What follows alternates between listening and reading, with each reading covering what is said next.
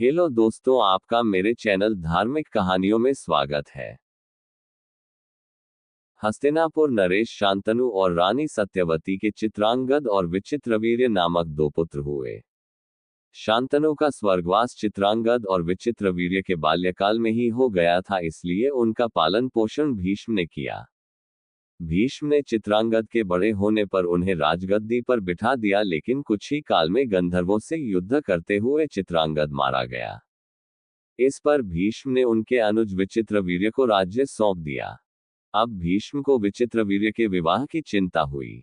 उन्हीं दिनों काशीराज की 3 कन्याओं अंबा, अंबिका और अंबालिका का स्वयंवर होने वाला था। उनके स्वयंवर में जाकर अकेले ही भीष्म ने वहां आए समस्त राजाओं को परास्त कर दिया और तीनों कन्याओं का हरण करके हस्तिनापुर ले आए। बड़ी कन्या अंबा ने भीष्म को बताया कि वह अपना तन मन राज शाल्व को अर्पित कर चुकी है। उसकी बात सुनकर भीष्म ने उसे राजा शाल्व के पास भिजवा दिया और अंबिका और अंबालिका का विवाह विचित्रवीर्य के साथ करवा दिया। राजा शाल्व ने अंबा को ग्रहण नहीं किया, अतः वह हस्तिनापुर लौटकर आ गई और भीष्म से बोली, हे आर्य, आप मुझे हर कर लाए हैं, अतएव आप मुझसे विवाह करें। किंतु भीष्म ने अपनी प्रतिज्ञा के कारण उसके अनुरोध को स्वीकार नहीं किया। अंबा रुष्ट होकर परशुराम के पास गई और उनसे अपनी व्यथा सुनाकर सहायता मांगी। परशुराम ने अंबा से कहा, हे देवी, आप चिंता न करें, मैं आपका विवाह भीष्म के साथ करवाऊंगा।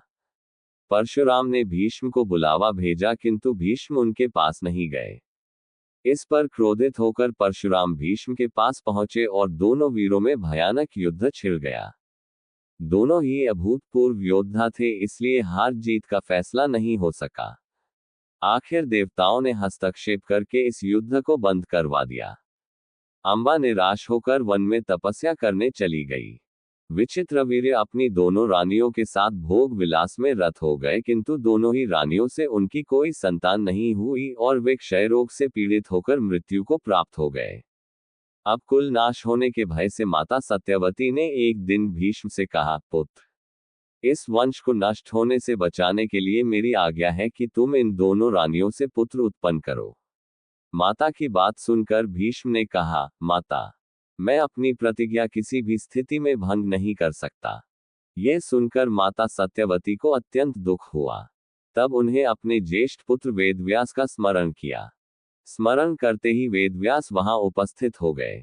सत्यवती उन्हें देखकर बोली, हे पुत्र, तुम्हारे सभी भाई निसंतान ही स्वर्गवासी हो गए, अतः मेरे वंश को नाश होने से बचाने के लिए मैं तुम्हें आज्ञा देती हूं कि तुम नियोग विधि से उनकी पत्नियों से संतान उत्पन्न करो। वेदव्यास उनकी आज्ञा मानकर बोले, माता, आप उन दोनों रानियों से कह दीजिए कि वो मेरे सामने से निवस्त्र होकर गुजरे, जिससे कि उनको गर्भ धारण होगा। सबसे पहले बड़ी रानी अंबिका और फिर छोटी रानी अंबालिका गई, पर अंबिका ने उनके तेज से डर कर अपने नेत्र बंद कर लिए, जबकि अंबालिका वेदव्यास को देखकर भय से पीली पड़ गई।